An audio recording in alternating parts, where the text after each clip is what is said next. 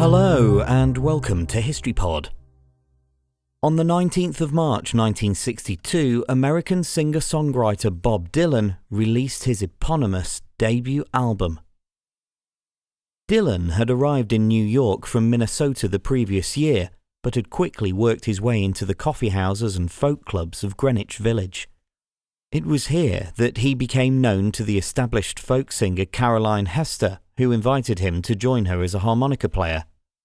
While rehearsing in her apartment in September, Dylan met Columbia Records talent scout John Hammond, who stated he decided to sign Dylan on the spot, although in reality the contract wasn't finalised until the end of October.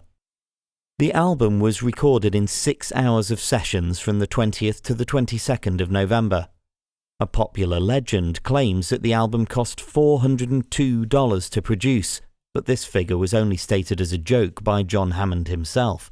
The true cost is unknown. Although there were a couple of false starts, 5 of the final recordings were the first take, as Dylan refused requests to do a second. Only 2 tracks on Dylan's debut album were his own compositions, and it failed to hit the Billboard 100.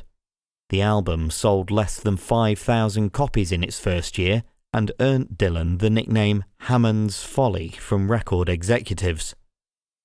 Despite this setback, Dylan returned to the studio shortly after the release of his first album to begin work on the second. The freewheeling Bob Dylan, which consisted almost entirely of original songs and opened with the now classic Blowin' in the Wind, was released on the 27th of May 1963. It was this second album that established Dylan as one of the greatest songwriters of his generation,